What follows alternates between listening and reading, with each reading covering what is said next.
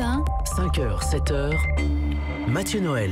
Voici pour les principaux titres de l'actualité de ce jeudi 6 septembre. Et ce soir, les Bleus font donc leur retour sur la pelouse contre l'Allemagne. Le football est parmi tous les sports le plus beau, le plus pur, le plus fort. chanson très moderne. Bonjour Éric Thomas.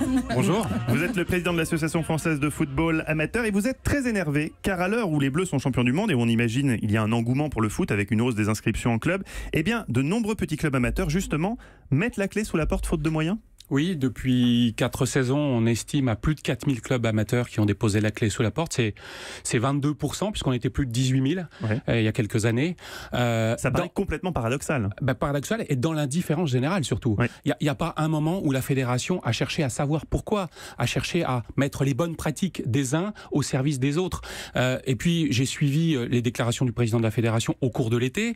Avant la Coupe du Monde, la fédération annonçait 70 millions d'euros en faveur du foot amateur.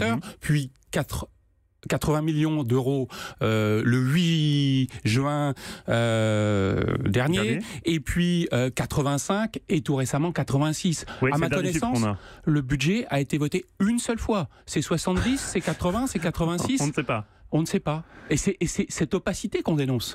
Alors qu'on a dépensé 20 millions d'euros pendant un mois en Russie. À quoi a servi cet argent? Nous, on en a besoin tous les jours. Alors moi, ce que je comprends pas, tout à l'heure j'en parlais je citais cet exemple pour rire, la théorie du ruissellement, je m'en moquais un petit peu, mais là ça devrait ruisseler. On est champion du monde, j'imagine que la Fédération française de football a engrangé des millions d'euros grâce à la Coupe du Monde. Bien sûr. Et des retours de cette victoire. Comment ça se fait que ça ne ruisselle pas sur le football amateur? Ça ruisselle, mais dans le sens inverse.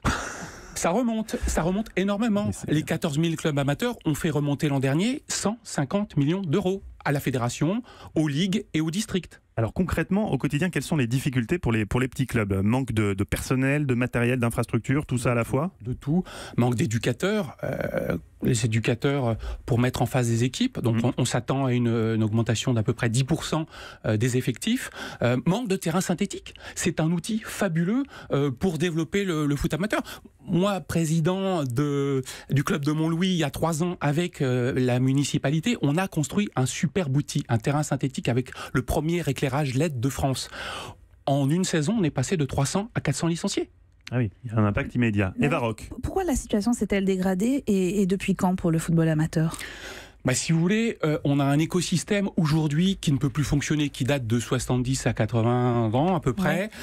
On finance énormément l'administration du football, qu'elle soit départementale, régionale ou nationale, puisqu'on fait remonter 150 millions d'euros. En retour, on n'a pas de véritable retour. Pourquoi ça s'est dégradé ? Parce qu'il n'y a pas véritablement de concertation.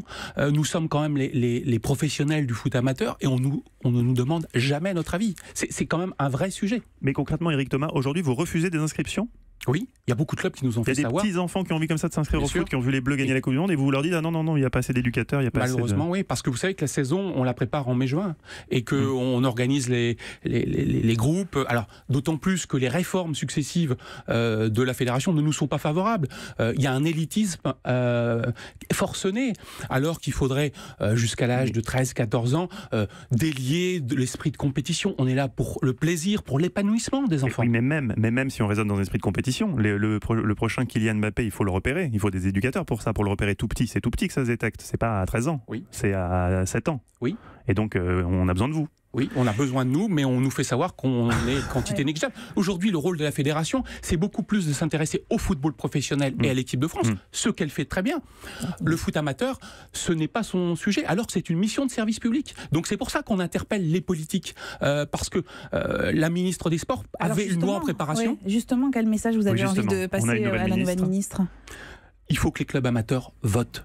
Voilà. Si on vote, demain, on aura la transparence. Aujourd'hui, on peut se présenter à une élection, mais on ne peut pas voter. La fédération, c'est 216 grands électeurs pour représenter 2 200 000 licenciés. Il y a quand même un souci.